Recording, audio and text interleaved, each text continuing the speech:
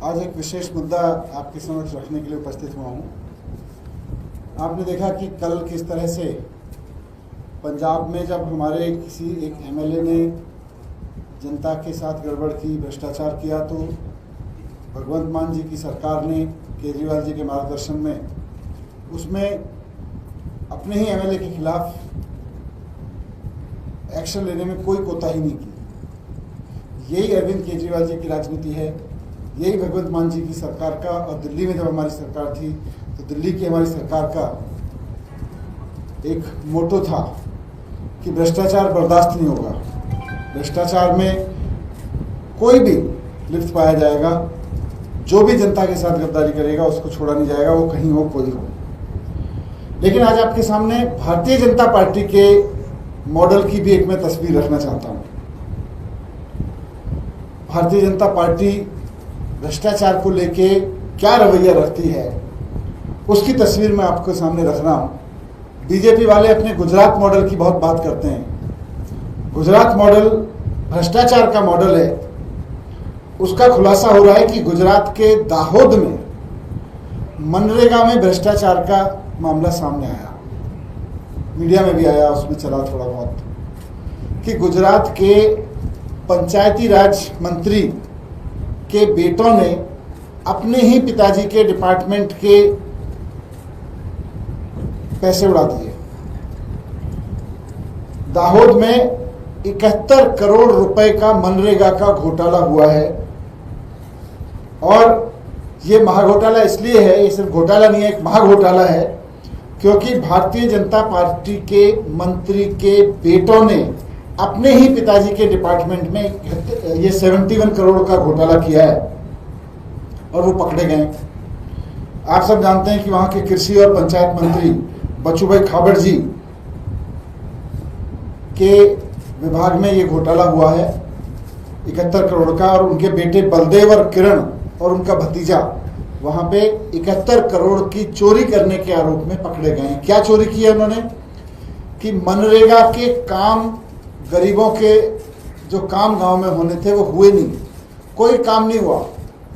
मनरेगा बनाया गया था इसलिए कि गांव में, गांव के एकदम पॉवर्टी लाइन पे खड़े हुए गरीब लोगों को, जिनके पास कोई काम नहीं है, उनको रोजगार दिया जा सके और उनसे गांव में कुछ काम करवाए जा सके। लेकिन पंचायती राज मंत्री के बेटों ने कंपनियां बना के वो काम अपने हिस्से ले लिया और काम किया भी नहीं। तो गांव में कोई काम नहीं हुआ, गांव के गरीब लोगों को रोजगार नहीं मिला। गांव में काम करने और गांव के गरीब लोगों को रोजगार देने के नाम पर बिना काम किए, बिना किसी को मजदूरी दिए 71 करोड़ रुपए मंत्री जी के बेटे, दोनों बेटे अपनी कंपनियों में ले गए। ये एक घोटाला है।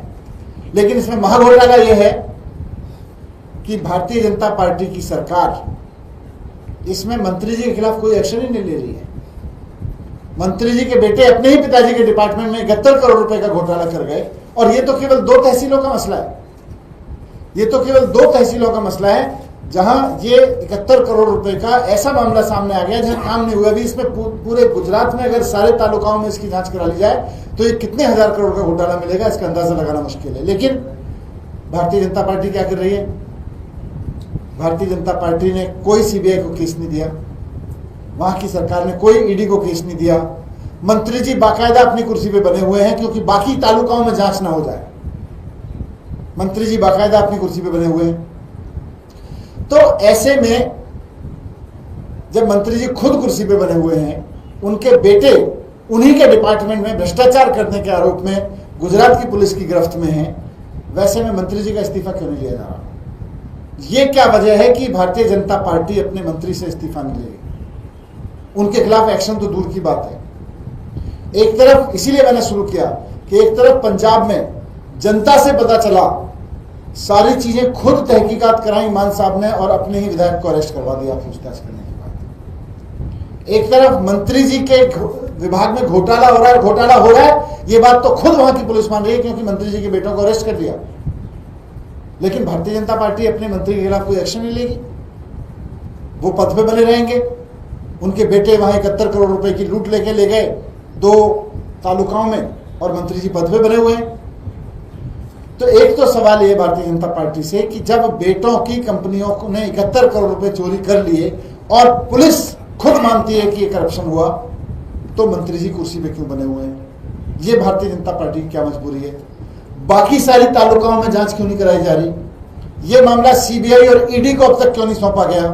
और सबसे बड़ी चीज, गुजरात के बारे में कहा जाता है कि वहां की सरकार अमित शाह जी और मोदी जी बिना पूछे कुछ नहीं करती। तो क्या ये जो भ्रष्टाचार हुआ कि मंत्री जी के बेटों की कंपनियों को 71 करोड़ रुपए के ठेके 2 तालुकाओं में दे दिए गए और गरीब लोगों की वेजेस और गरीब लोगों का, गांव के लोगों का काम मारा गया, ये मोदी जी और अमित शाह से पूछ के हुआ था? इस पे मोदी जी को भी जवाब देना चाहिए, अमित शाह जी को भी देना चाहिए।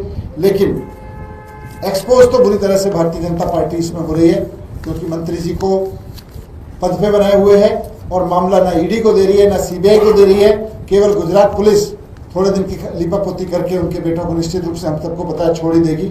तो मैं आपके सामने यही एक्सपोज करने के लिए आज आया था कि किस तरह से आप एक तरफ पंजाब का मॉडल देख रहे हैं जहां अपनी ही पार्टी के एमएलए तक को नहीं छोड़ते हैं, और एक तरफ गुजरात का मॉडल देख रहे हैं जहां अपनी पार्टी के एमएलए के बेटों ने खूब खुला भ्रष्टाचार कर रखा है, उनको अरेस्ट भी कर रहे हैं लेकिन मंत्री जी के ऊपर हाथ नहीं उठा रहे हैं। कौन उनको प्रोटेक्ट कर रहा है? ये तो गुजरात भी जानना चाहता है और देश भी जानना चाहता है। Thank you. सर, इसमें आप लोग राज्य में वहाँ क्या डिमांड कर रहे हो? क्या विरोध प्रदर्शन भी इस मसले को लेकर गुजरात में आप यूनिट करने वाले हो?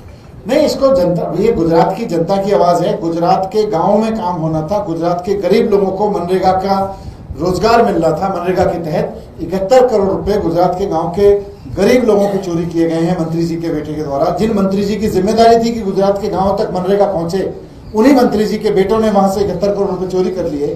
तो इसको तो मुद्दे को उठाएंगे। Thank you.